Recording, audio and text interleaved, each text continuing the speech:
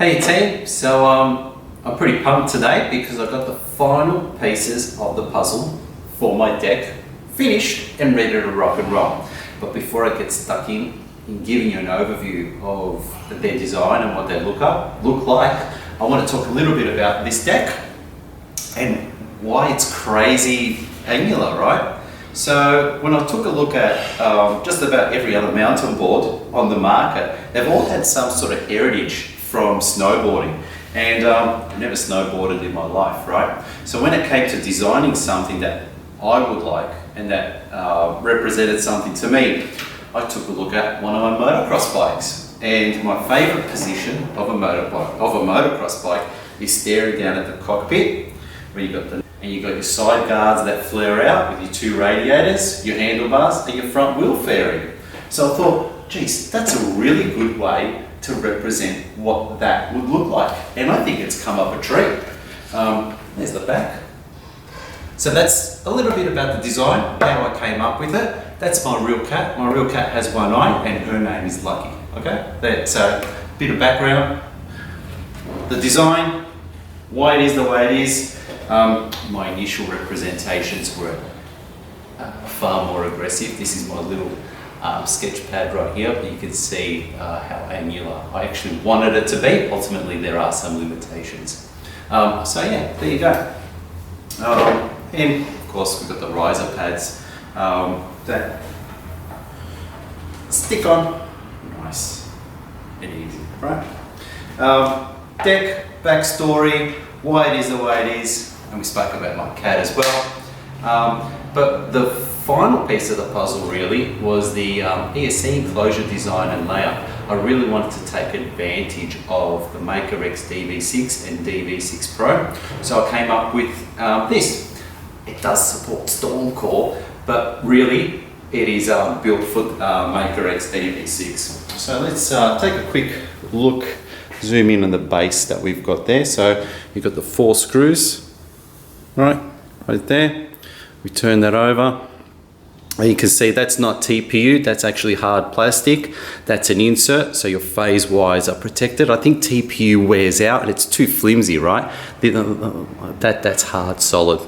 You'll notice that there's a hole there, and that hole exists because on the DV6 Pro, the actual button to turn the ESC on and off is quite long. So rather than having a deeper ESC which uses more material, I wanted to keep it as slim as possible, and I went outwards a little bit like that. So that's why that little hole is down at the bottom, right?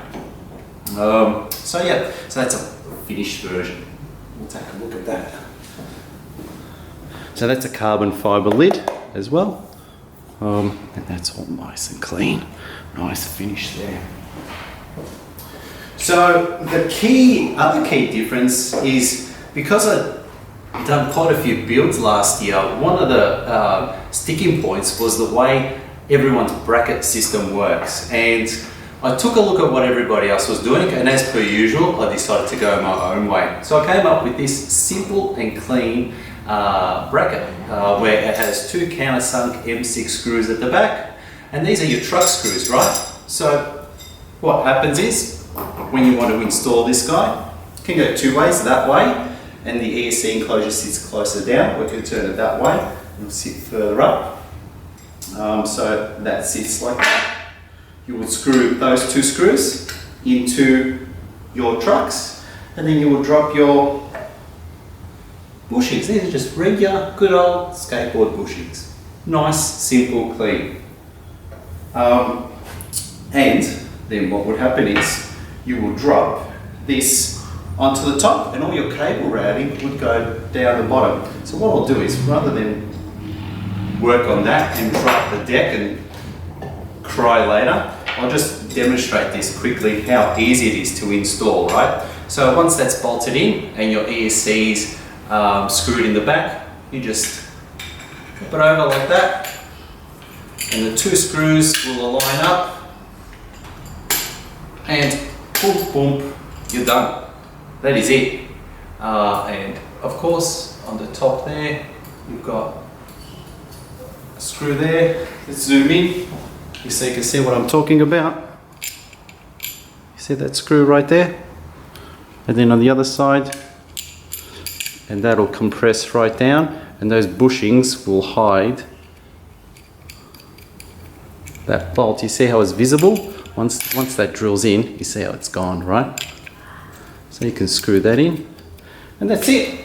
So really nice, clean, easy to install, no mess, no fuss. That is pretty super cool. A lot of the other ESC enclosures, I find you're just spending hours crimping and cutting wires and feeding things through holes that aren't meant to be there. And I think the reason why that's the case is because they're not specific, right? They're fairly generic in terms of the ESCs they support, so you can't really have a really good deployment. So with something like this that is built for Maker X, you can take advantage of the way the phase cables route, and that your power lead will just go on the side like that, right?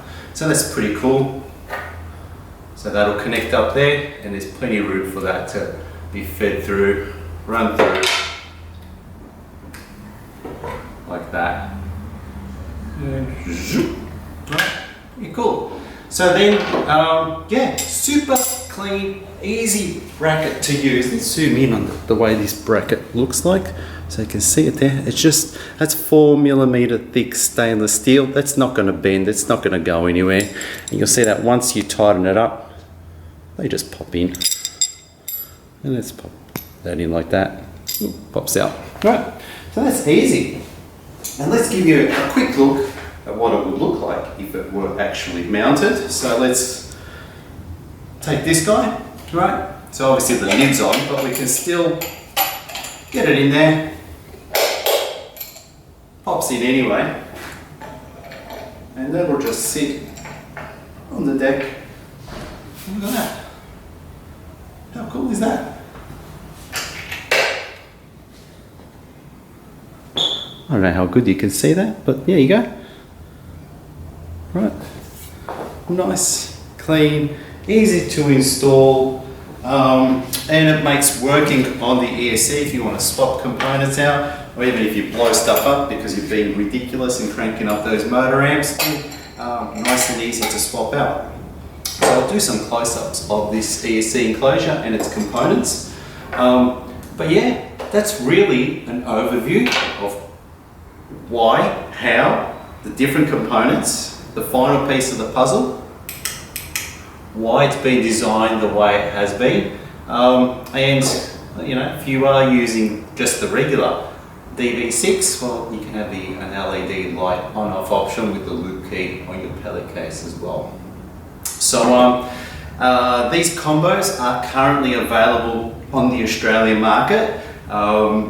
Overseas, I'll be looking at different distribution channels just to make it easier for myself, maybe some exclusivity. So I'm really looking forward to that in the coming future. But for now, stay tuned, go to my site, enjoy the pictures, and if you've got any questions, let me know. The colour for the deck, because I can do cool shit, I decided to go two-tone for myself. But everybody else, there is an option there for a light grey or a white. Two-tone can be made available, and I'll include that soon for anybody to choose their own custom colorways as well. So it's one of the key differentiators I want to have is move away from dark colors and carbon fibering and aluminiuming, and have, you know, if you want to go bright by all means. I would encourage it. It's one thing that I do enjoy working is with out of the ordinary kind of stuff. So if you want to go down that path, I'm happy to entertain it. Just let me know. So I hope you got value out of seeing all the different components that are going to go into making this deck the way it is. And thanks for tuning in. Stay tuned, and I hope to speak to you all soon. Cheers. Bye.